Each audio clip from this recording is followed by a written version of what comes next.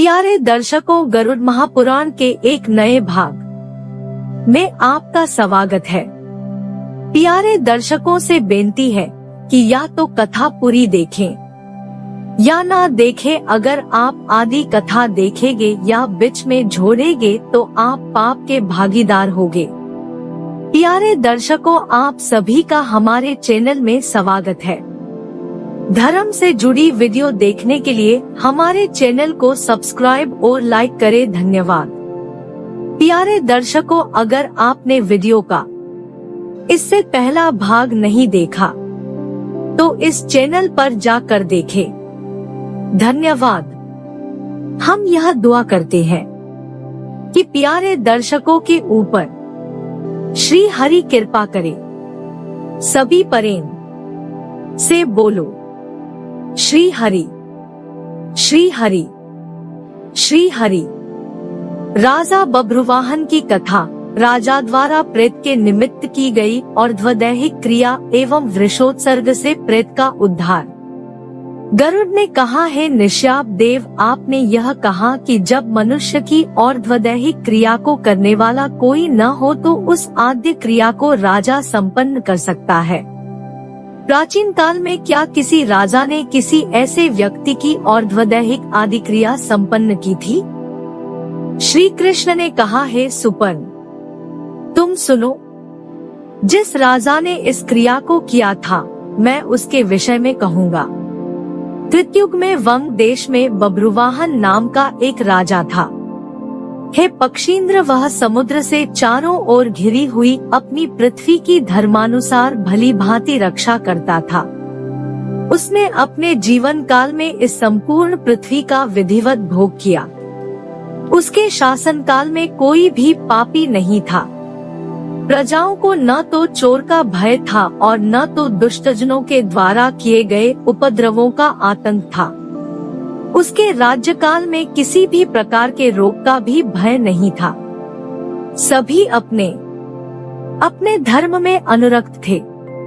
वह राजा तेज में सूर्य की भांति, अक्षुब्धता, शांति में पर्वत के समान और सहिष्णुता में पृथ्वी के सदृश था।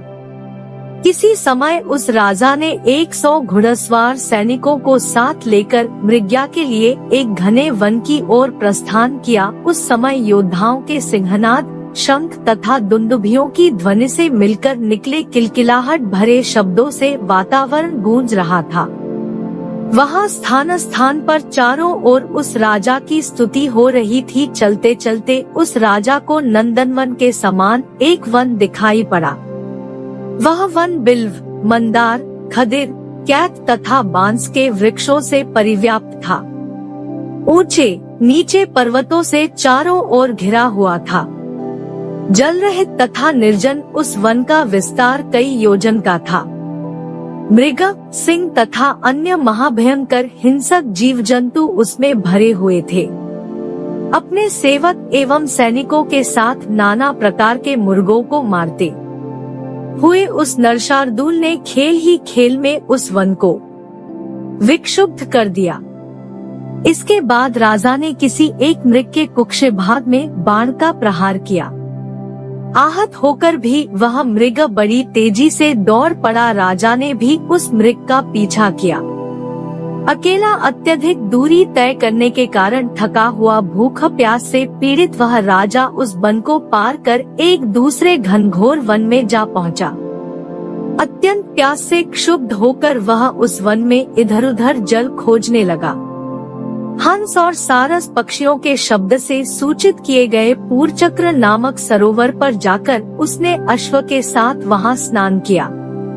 तदंतर उस सरोवर के लाल एवं नीले कमलों के पराग से सुगंधित शीतल जल को पीकर वह जल से बाहर आया। मार्ग में अत्यधिक चलने के कारण थके हुए राजा ने उसी सरोवर के किनारे एक छायादार वट वृक्ष को देखकर उसमें अपने घोड़े को बांध दिया। तत्पश्चात आस्तरण को बिछाकर तथा ढाल की तकिया लगाकर क्षण भर में ही शीतल मंद वायु के सुख की अनुभूति करता हुआ वह सो गया। राजा के सोते ही वहां 100 प्रेतों के साथ घूमता हुआ प्रेतवाहन नामक एक प्रेत आ पहुंचा। उसके शरीर में मात्र अस्थि, चर्म और शिराएं ही शेष थी। वह खाने पीने को खोजता हुआ धैर्य नहीं धारण कर पा रहा था। आहट पाकर राजा की नींद खुल गई। पहले कभी न देखे गए उस दृश्य को देखकर राजा ने शीघ्र ही अपने धनुष पर बाण चढ़ा लिया।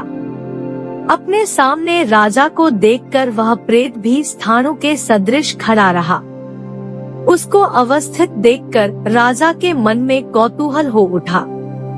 उन्होंने प्रेत से पूछा कि तुम कौन हो, यहाँ कहाँ से आए हो, तुम्हें यह विकृत शरीर कैसे प्राप्त हुआ है? प्रेत ने कहा, है महाबाहो, आपके इस संयोग से मैंने अपना प्रेत भाव त्याग दिया है। मुझे अब परमगति प्राप्त हो गई है। मेरे समान धन्य अन्य कोई नहीं है। बब्रुवाहन ने कहा, यह वन सर्वत्र अत्यंत भयानक है। इसमें मैं यह क्या देख रहा हूँ?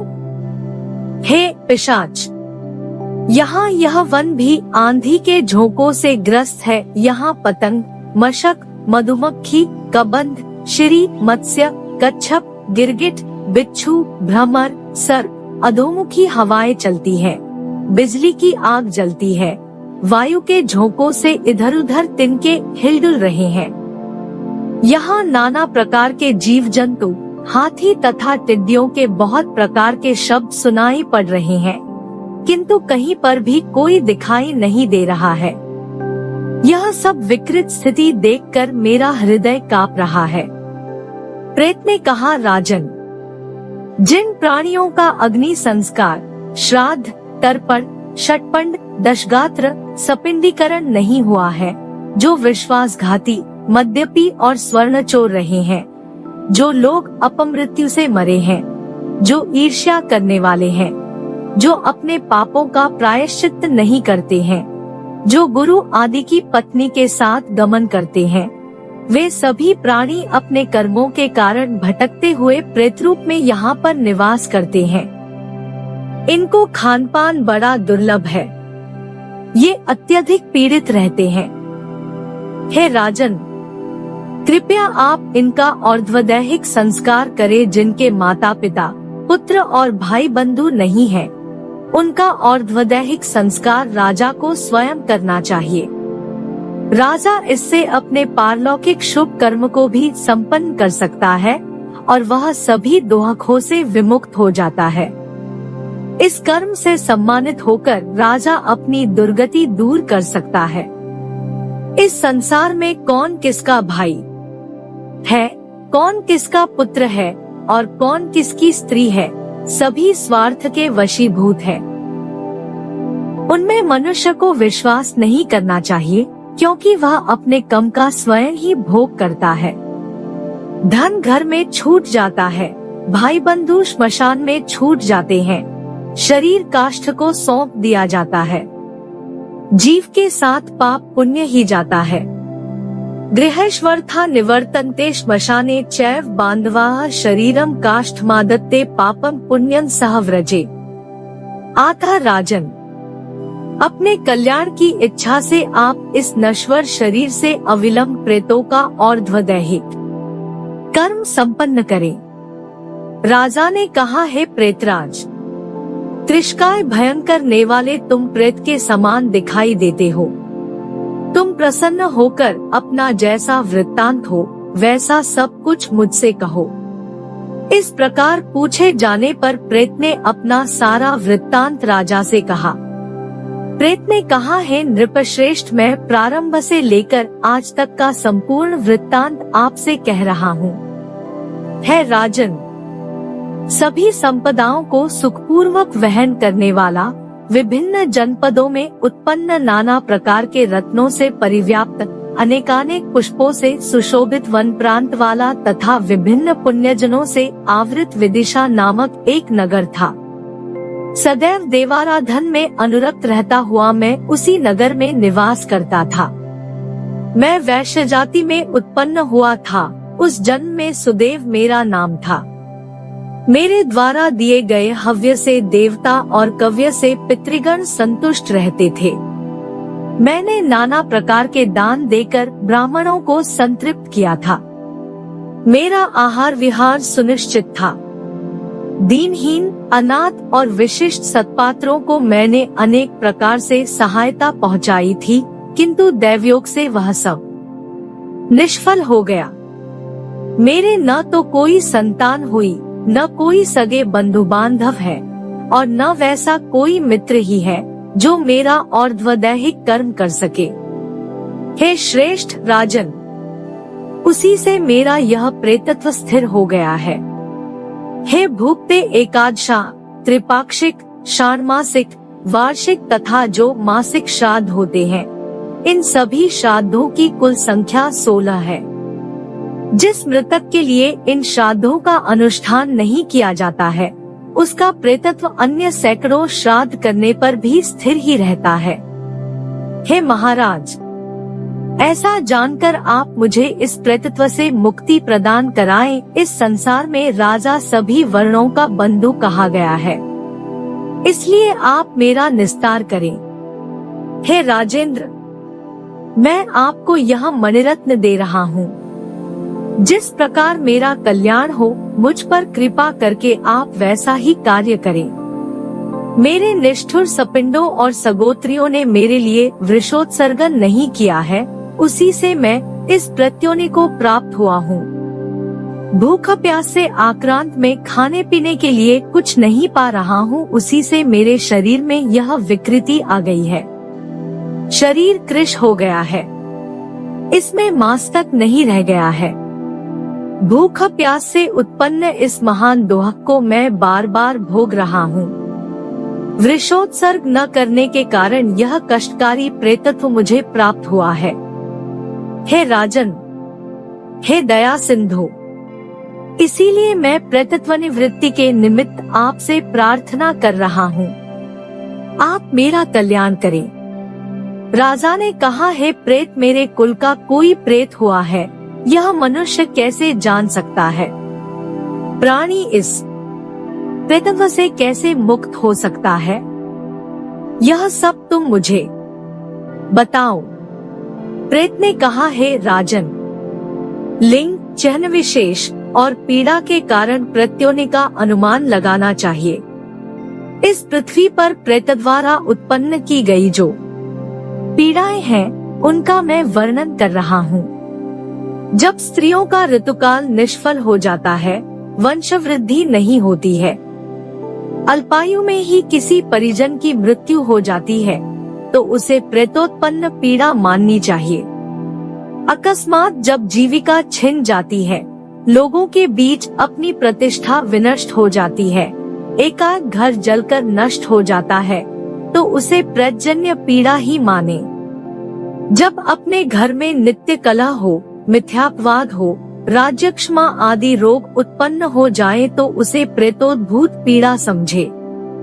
जब अपने प्राचीन अनिंदित व्यापार मार्ग में प्रयत्न करने पर भी मनुष्य को सफलता नहीं मिलती है, उसमें लाभ नहीं होता है, अपितु हानि ही उठानी पड़ती है, तो उस पीड़ा को भी प्रेतजन्य ही माने।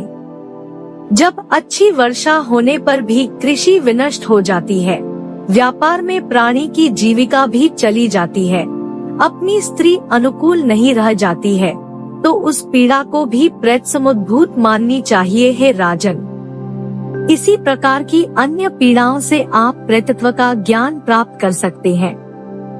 हे राजेंद्र, जब मनुष्य वृषोत्सर्ग करता है, तब जाकर वह प्रेतत्व से मुक्त होता है। आपका इस कार्य में अधिकार है, इसलिए कृपया आप मेरे उद्देश्य से वृषोत्सर्ग करें। आप इस मणिरत्न को ग्रहण करें, इसी के धन से मेरे लिए वृषोत्सर्ग करें। यह कार्य कार्तिक की पूर्णिमा अथवा आश्विन मास के मध्यकाल में करना चाहिए। हे राजन, मेरा यह संस्कार रेवती नक्षत्र से युक्त तिथि में भी हो सकता है। श्रेष्ठ ब्राह्मणों को निमंत्रित करके विधिवत अग्निस्थापन तथा वेद मंत्रों के द्वारा यथाविधान होम करें।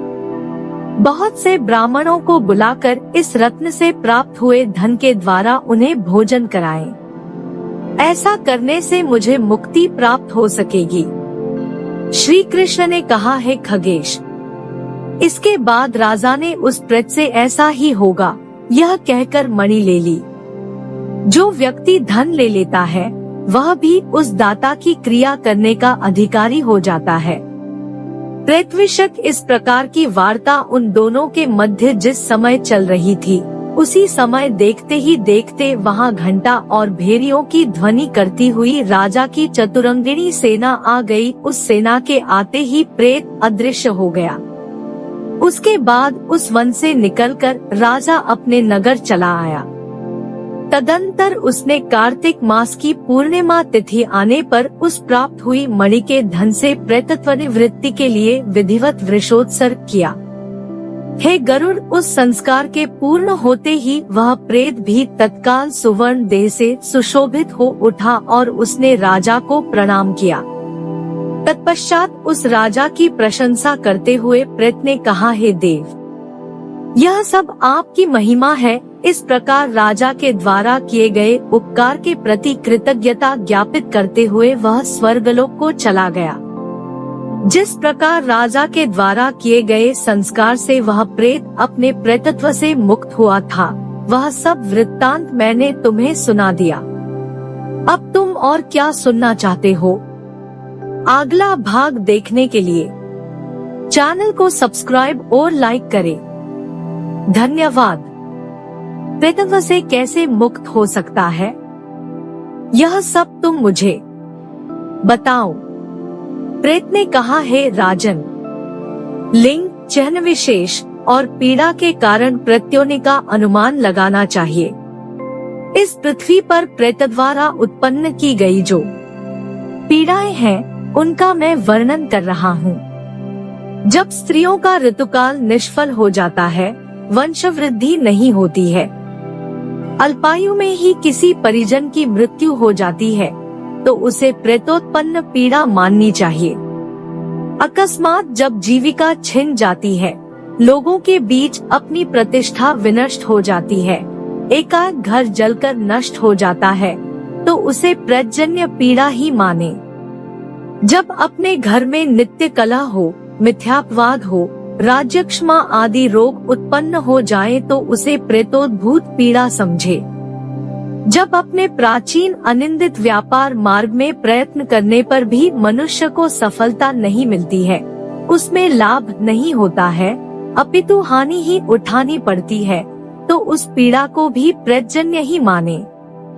जब अच्छी वर्षा होने पर भी कृषि विनष्ट हो जाती है, व्यापार में प्राणी की जीविका भी चली जाती है, अपनी स्त्री अनुकूल नहीं रह जाती है, तो उस पीड़ा को भी प्रेत समुद्भूत माननी चाहिए, हे राजन। इसी प्रकार की अन्य पीड़ाओं से आप प्रेतत्व का ज्ञान प्राप्त कर सकते हैं। हे राजेंद्र, जब मनुष्य वृषोत्सर्ग करता है, तब जाकर वह प्रेतत्व से मुक्त होता है। आपका इस कार्य में अधिकार है, इसलिए कृपया आप मेरे उद्देश्य से वृषोत्सर्ग करें। आप इस मणिरत्न को ग्रहण करें, इसी के धन से मेरे लिए वृषोत्सर्ग करें। यह कार्य कार्तिक की पूर्णिमा अथवा आश्विन मास के मध्यकाल में करना चाहिए। हे राजन, मेरा यह संस्कार रेवती नक्षत्र से युक्त तिथि में भी हो सकता है। श्रेष्ठ ब्राह्मणों को निमंत्रित करके विधिवत अग्निस्थापन तथा वेद मंत्रों के द्वारा यथाविधान होम करें। बहुत से ब्राह्मणों को बुलाकर इस रत्न से प्राप्त हुए धन के द्वारा उन्हें भोजन कराएं। ऐसा करने से मुझे मुक्ति प्राप्त हो सकेगी। श्री कृष्ण ने कहा, हे खगेश, इसके बाद राजा ने उस प्रेत से ऐसा ही होगा यह कहकर मणि ले ली। जो व्यक्ति धन ले लेता है, वह भी उस दाता की क्रिया करने का अधिकारी हो जाता है। प्रेतविषक इस प्रकार की वार्ता उन दोनों के मध्य जिस समय चल रही थी, उसी समय देखते ही देखते वहां घंटा और भेरियों की ध्वनि करती हुई राजा की चतुरंगिणी सेना आ गई। उस सेना के आते ही प्रेत अदृश्य हो गया। उसके बाद उस वन से निकलकर राजा अपने नगर चला आया। तदंतर उसने कार्तिक मास की पूर्णिमा तिथि आने पर उस प्राप्त हुई मणि के धन से प्रेतत्व निवृत्ति के लिए विधिवत वृषोत्सर्ग किया। हे गरुड़, उस संस्कार के पूर्ण होते ही वह प्रेत भी तत्काल सुवर्ण देह से सुशोभित हो उठा और उसने राजा को प्रणाम किया। तत्पश्चात उस राजा की प्रशंसा करते हुए प्रेत ने कहा, हे देव, यह सब आपकी महिमा है। इस प्रकार राजा के द्वारा किए गए उपकार के प्रति कृतज्ञता ज्ञापित करते हुए वह स्वर्गलोक को चला गया। जिस प्रकार राजा के द्वारा किए गए संस्कार से वह प्रेत अपने प्रेतत्व से मुक्त हुआ था, वह सब वृत्तांत मैंने तुम्हें सुना दिया। अब तुम और क्या सुनना चाहते हो? अगला भाग देखने के लिए चैनल को सब्सक्राइब और लाइक करें। धन्यवाद।